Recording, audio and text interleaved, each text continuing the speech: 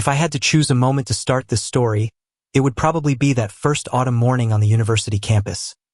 The sun hadn't fully woken up yet, the golden leaves hadn't all fallen, and I still didn't know that my life was about to be turned upside down just by the awkward smile of a guy named Owen.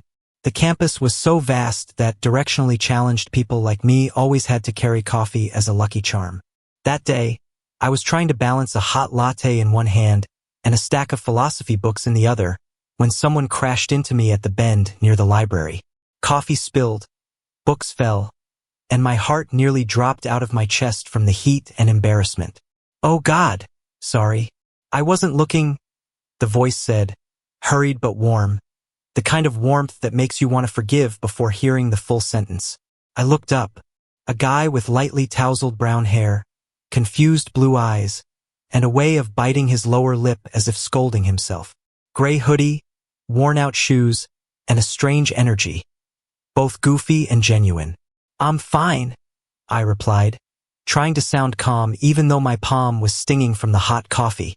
"The books aren't so much," he laughed, bending down to pick up each book, dusting them off as if handling something precious. "I'm Owen," he said, handing me the last stack. "I'll buy you another one to make up for it." Not accepting compensation would be a serious insult to my honor. I don't know why I nodded so quickly. Maybe because I was lonely. Maybe because I'd just been betrayed by my latte. But mostly because of those eyes, innocent enough to make you want to protect him. We sat in the coffee shop right next to the humanities building. Small place, warm lighting, wooden tables scratched from years of students scribbling unfinished dreams. Owen sat across from me, cradling his cappuccino like a child experiencing winter for the first time. "What year are you?" I asked. "Freshman," he said, blushing slightly. "I'm from a small town. Everything here is bigger, louder, and," he paused, then chuckled softly, "scarier than I imagined." I nodded. "I've been like that." I still was. "I'm a junior," I said. "Don't worry. The feeling of being lost will stick with you for all 4 years." He burst out laughing. The laugh wasn't forced. Touched something in me that I'd locked away long ago. We talked about classes, about how Owen's dorm heater sounded like a monster with a cold, and about how I'd changed majors twice like changing hairstyles. But there were things we didn't say, things hanging between our 2 steaming coffees. I was gay. And I didn't know yet. That afternoon, the wind was colder. We parted in front of the library. "See you around, Mason," Owen said, his voice hesitant as if afraid speaking too loudly would shatter the goodbye. I walked away, but my heart stayed behind. In the weeks that followed, Owen appeared in my life like a habit, sitting next to me in contemporary philosophy class, texting random questions like, "Any good taco spots on campus?" ending with, "Oh, thanks BTW. Gradually, the messages got longer, more real. "I'm scared I'm not good enough to be here. I couldn't sleep last night. Do you ever feel like an extra?" I did. I always did. We walked down leaf-strewn paths, sat on stone benches in front of the department building, ate cheap pizza at midnight, and talked about things we'd never dared tell anyone else. I told him about once loving a best friend and losing both them and myself. He listened silently, his eyes deep like they were holding on to every fragment of me. One evening, it rained. A thin rain like a curtain, blurring the streetlights. Owen knocked on my door, soaked like he'd stepped out of a movie scene but the shivering, honest version. "I didn't know whose door else to knock on," he said, his voice so small the rain almost swallowed it. I pulled him in, gave him a towel, made tea.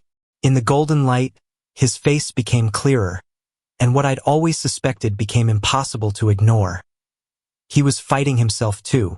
"Mason," he said, looking down at his hands, "I think I like guys." A small sentence, an earthquake in my chest. "You don't have to say that if you're not ready," I replied softly.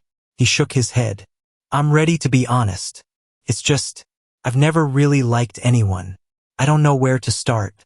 I feel late, lost, like the whole world has run ahead." I exhaled, slow and long.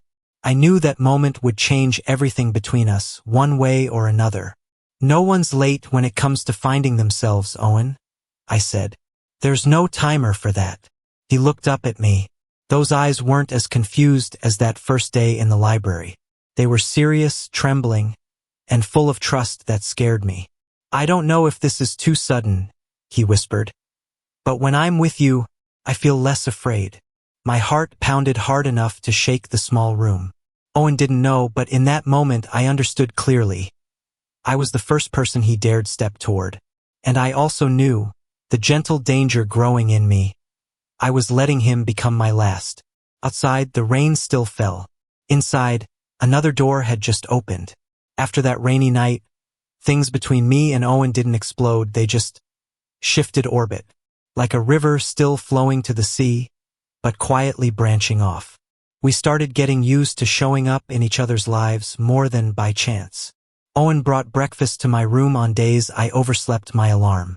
I waited for him after long lab sessions with the smell of chemicals clinging to his shirt.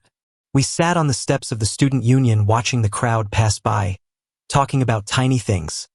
A corgi running around, a guy clumsily playing guitar, a couple arguing with their eyes. Amid all that noise, I found a strange peace. One Friday evening, the campus was lit up for the football game, cheers thundering like storms. We didn't go to the stadium. We chose to sit in the empty bleachers behind the gym, where there were only distant lights and the smell of damp grass. Owen said, his voice small like he was afraid of breaking something fragile. Do you ever feel like you're living someone else's life? Like everything you do is just to keep others at ease? I looked at the sky. The autumn nights here weren't as star-filled as his hometown. He said, but the wind still knew how to find those deep in thought. I played fine for years, I replied, until I didn't recognize myself in the mirror anymore. He nodded, for a long, long time, then turned to me. Mason, he said, a bit shaky. I've never held anyone's hand in that way. My heart tightened, not out of pity, but from the raw trust he'd just given. I don't need you to do anything you're not ready for, I said, meaning it so much it felt like reminding myself. But I want to, he replied, his words like a breath. With you. He extended his hand. I didn't rush. I placed mine in his, slowly like sealing a wordless promise. His hand was cold from the wind, but that gentle squeeze, firm, real, was enough to ignite something in my chest. It wasn't a spectacular moment like in movies. No fireworks, no soundtrack. Just two guys on old steps, distant lights, and crowd noise from another universe. But for me, it was a form of eternity. In the days after, Owen learned to be more honest with himself. Not through grand declarations, but small things, daring to pick the jacket he liked instead of looking normal, refusing lame jokes about gay people in his group of friends, daring to look at me longer than a few seconds without turning away like he was guilty. One evening, we did homework in the library until the staff started stacking chairs as a hint it was late. On the way back, the first snow of the season fell. Not thick, blanketing snow, just small flakes melting on contact with the ground. Owen tilted his face up to catch the snow, smiling like a child. In my town, snow gets ankle deep, but I've never felt this fresh before. I looked at him. It wasn't the snow, but him that made everything new. He turned, suddenly quiet. The streetlight cast deeper, more honest shadows in his eyes. Mason, he said softly, I like you. Not vaguely, not because you're the only one who knows about me. I like you, as you. The world paused half a beat. I'd waited for it, feared it, dreamed it. I like you too, I replied. No frills, no beating around the bush, just the truth. But I need you to know something. He swallowed. What? I've loved before, and lost. I'm not anyone's first, unless you choose me as that. And you? I hesitated, searching for words. You're at the starting line. I don't want to be your first mistake. Owen shook his head, stepping closer until I could hear his breathing. You're not a mistake. You're where I start feeling real. He rested his forehead against mine. Just that. No rules. No crossing boundaries beyond closeness. It was a touch just enough to crumble all my defenses. The kiss came like the obvious conclusion to all the unsaid things. Gentle, slow, hesitant, and sincere enough to make me tremble. Not from the cold. Because this time I wasn't just giving a kiss. I was giving hope, something I'd hidden away for so long. When we pulled apart, Owen smiled, his cheeks red from the wind and what we'd just done. "So, this is my first," he said, his voice both proud and touched. I smiled, but deep inside was a vague worry I didn't dare name. If I was his first, was I strong enough to be someone's last again? Life doesn't pause for two people in love to sort their emotions. Deadlines still come, classes pile up, the dorm laundry machines still rumble like they're protesting all poetry. But amid the chaos, we created our space. Lunch in the unnoticed corner of the cafeteria, the stone bench under the old oak, get home safe texts at 1 a.m. Once, Owen said, "Do you think love has to last a lifetime to be real?" I went quiet. I remembered an ex endings no one prepared for. I said, love doesn't prove itself by years. It proves itself by who we become when we're with that person. Owen nodded, then held my hand under the table.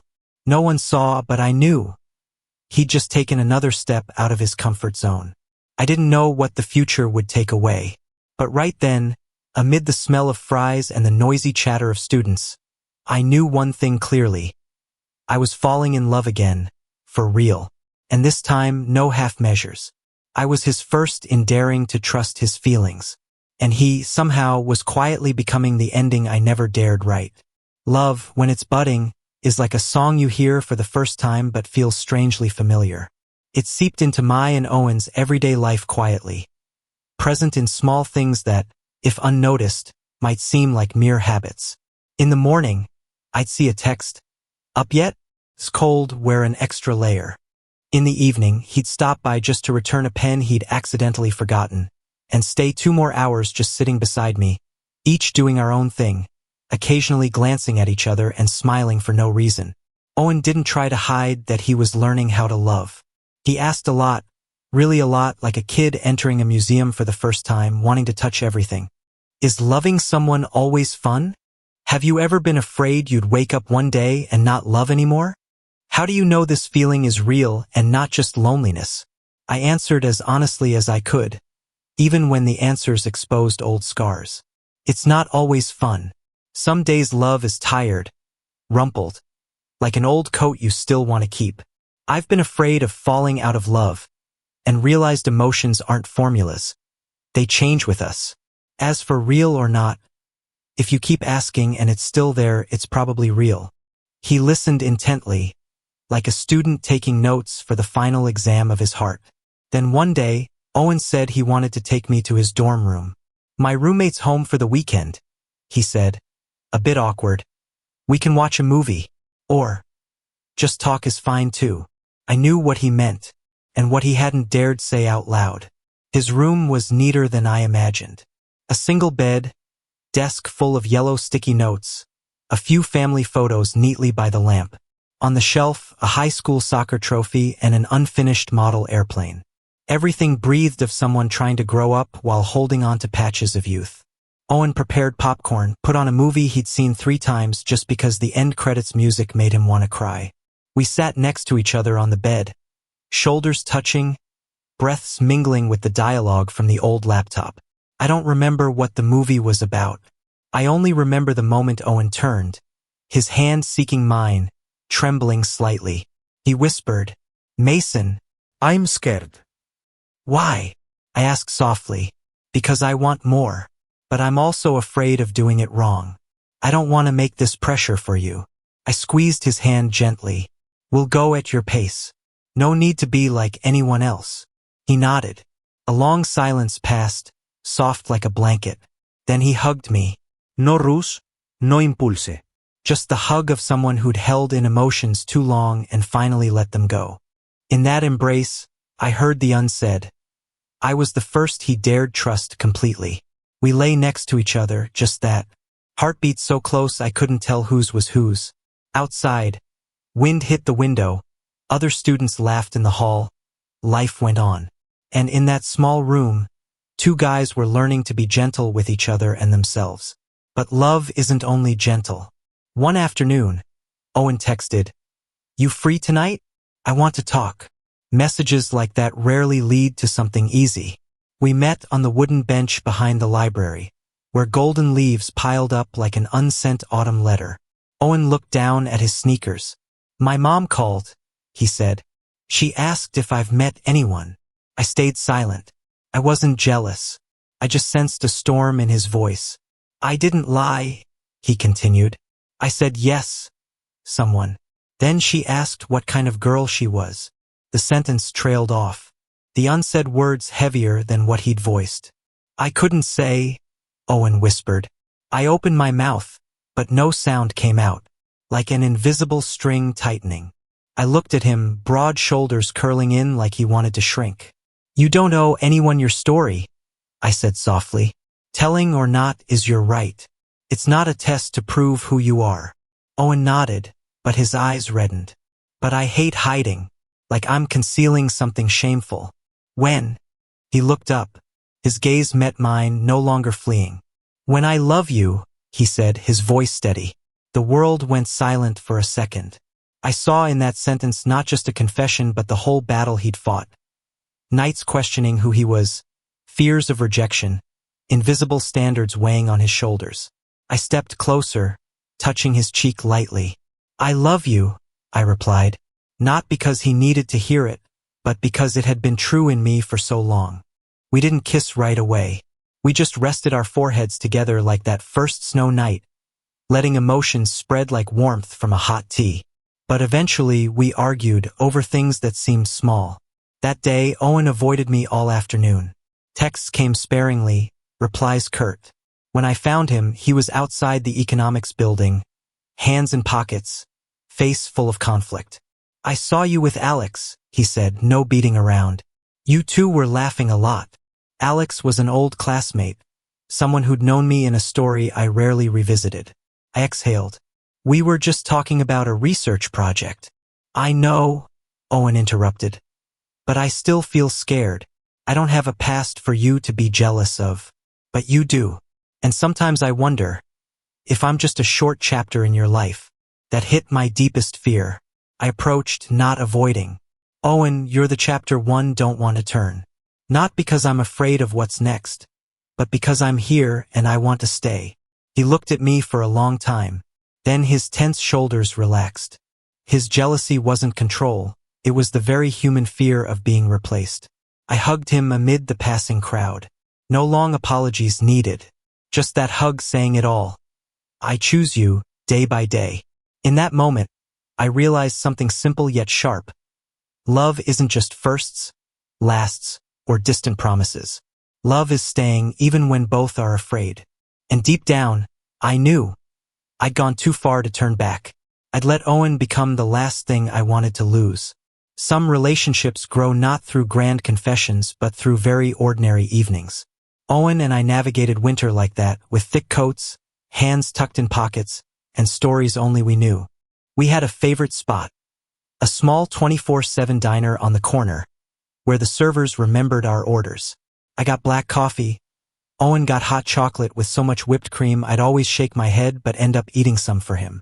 The music from the old jukebox was always a bit scratchy, but amid the clatter of plates and the smell of pancakes, I felt my life slow down in a rare, comforting way. One late night, the place was almost empty. Outside the window, snow fell thicker than usual. Owen looked out, the streetlight reflecting in his eyes like rippling water. "Mason," he said softly, "are you afraid of the future?" "I am," I replied honestly. "But not because the future is scary. Because I know it can take everything away so fast." He pursed his lips, then asked, "If one day we have to part, graduation, different cities, different jobs, what do you think we'll be?" I didn't lie. "I don't know. But I know today I'm here with you. And I choose this truth over pretending to feel nothing just to avoid pain." Owen went quiet, then held my hand on the table, no hiding. The server passing by just smiled. We weren't hiding in shadows anymore, at least in this small space. New Year's, the campus was strangely empty. Most students went home, the dorms unusually quiet. I stayed for library work. Owen stayed because reasons we both understood but didn't voice. We welcomed the new year on the dorm rooftop, wrapped in an old thick blanket, sharing a can of soda. In the distance, the city's fireworks bloomed like flowers out of season. "Make a wish," Owen said, eyes on the sky. "I don't believe in wishes," I laughed. "But I believe in the person next to me when the fireworks fade." He turned to look at me, fireworks streaking his cheek. "I wish," he said slowly, "I'm brave enough to keep what I love." I didn't ask more. I just pulled him closer. Our heartbeats blended with the distant booms, and in that moment, I didn't think about tomorrow. I only thought about him shivering lightly in my arms. Not from the cold. Then spring came. Unlike gentle autumn, spring brought big questions.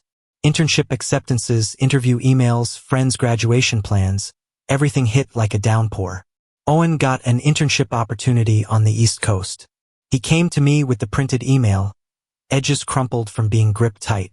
"They want me there for 3 months," he said. "If it goes well, it could be a full-time job after graduation." I looked at the words before his face. Right then, I knew how important this was to him. He'd grown up in a small town, carrying a sense of not enough. This opportunity was like concrete validation. He was worthy. "Congratulations," I said. And like every classic movie, the right words were the ones that hurt most. Owen didn't smile. "I'm scared," he admitted. "Not of the job, of leaving you behind." I exhaled, feeling both warm and choked. "You're not leaving me behind. You're stepping toward your life. I want to see you do that." "But what about us?" he asked, voice smaller. 2 simple words, heavy as a city. "We'll try," I said. "And if one day things aren't as we want, what we had is still real, even if it ends." Owen looked at me long, then hugged me tight like memorizing the shape of the hug. That night, we didn't talk much. We just lay next to each other in my room, light casting gold on the ceiling. He traced his fingers into mine, lacing tight like afraid to lose them. "Mason," he whispered, "you're the first who makes me want to stay in a place just for one person." I bit my lip to keep my voice steady. "And you," I said, "might be the last I want to compare anyone to." No lifetime promises, no forever. Just the present, but one we both held with both hands. The weeks before Owen left flew by so fast I couldn't neatly sort my emotions. We did small things. Ate burgers from the food truck by the library, took awful photos in the mall photo booth, sat on the grass watching the sky turn purple at dusk.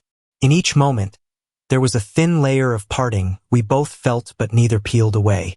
We chose to live every second fully instead of dissecting the future. On the day Owen went to the airport, I went with him. No romantic movie prepared me for that feeling. Announcements echoing for flights, our hands squeezing one last time before security. He looked at me like committing it all to memory. My eyes, my smile, even my habit of pushing up my glasses. "I'll come back," Owen said. Not a promise, just simple faith. "I know," I replied. I didn't cry. I just felt a space in my chest open, both painful and bright. He hesitated, then said slowly, "You're my first in so many things. First real love. First time daring to say who I am. First time feeling the world isn't too tight to breathe." I smiled, and this time my voice trembled. "And you might be the last I love like this, wholly, holding nothing back for myself." We kissed quickly, briefly, like a period at the end of a sentence before the story pauses, not ends. Then he went through the metal gate, turning back to look one more time. I stood there a long while, until I couldn't see his gray jacket in the crowd anymore. In my head echoed a calm, sharp truth. Some people pass through our lives like trains, but the mark they leave isn't in the destination. It's in how we're no longer the same person. I didn't know what waited ahead. I only knew I'd let him enter my life as a first, and in my heart, I'd unconsciously let him stay as a last. I'd once thought I understood all about endings, that they either shatter or fade over time. But sitting on the stone steps in front of the library, Watching Owen walk toward me across the autumn campus, I realized some endings aren't like that. Some endings start like a promise. He wore the familiar gray hoodie, hands in pockets, hair lightly tousled by the wind. When our eyes met, the world around slowed, the students' laughter, the crunch of dry leaves, all blurred into a background. Just him. And me. "Sorry, I'm late," Owen said, his voice softening like it was just for me. "Yeah, I know," I replied, smiling. "You're always a bit late, but you still come." He sat down next to me, our shoulders touching, warmth spreading like a hot cocoa in the crisp air. We didn't say anything for a few seconds, just sat there, letting this closeness breathe freely. Owen turned, his eyes sparkling in an indescribable way. "Mason, I told my mom. About us." He nodded. "About liking you. No, not just liking. About loving you." The words were clumsy, a bit shaky, but real like ink soaking into paper. "I told her you're the first who made me see life differently." I went still. The first. I thought about the first time Owen held my hand on the stadium bleachers, his hand cold and trembling, but gripping with determination. I thought about the moment he admitted that before me, he'd always thought he was fine hiding his feelings in a corner. I remembered his eyes when he said, "I don't know how to love, but I want to try with you." I swallowed lightly. "And what did she say?"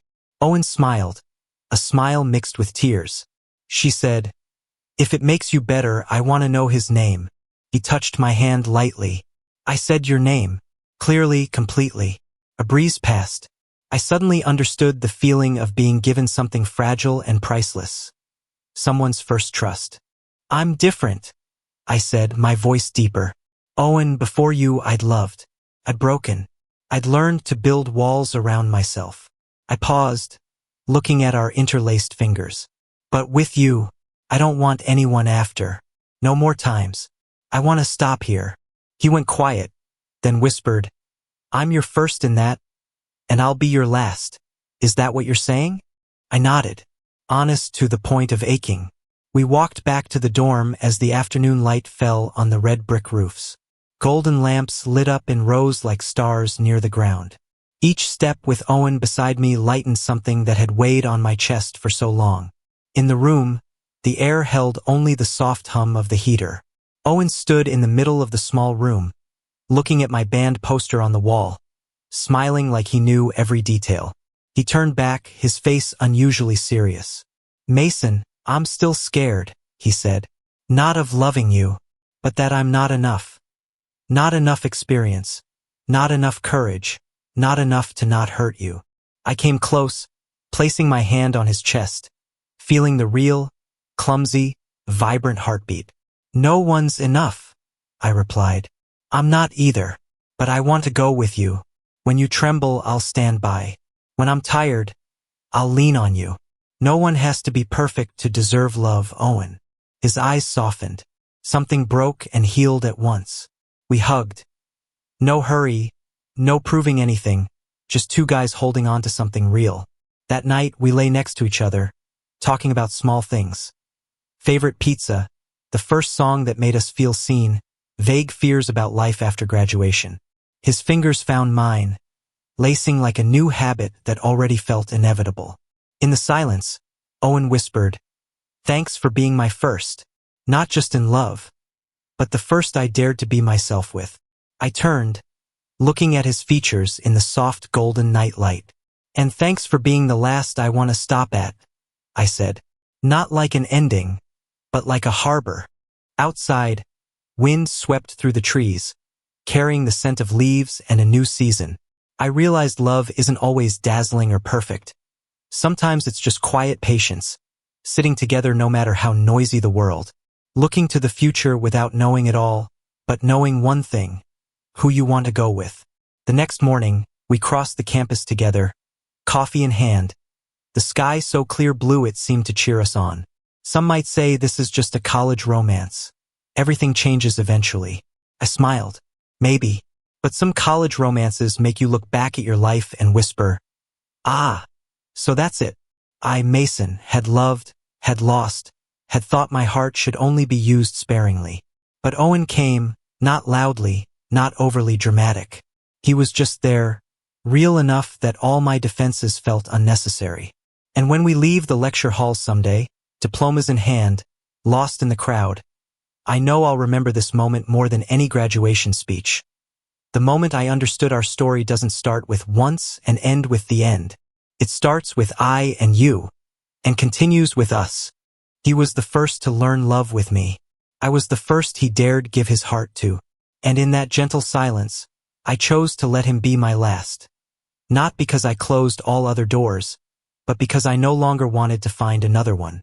We held hands and walked on toward unnamed days. Not perfect, but real, and enough.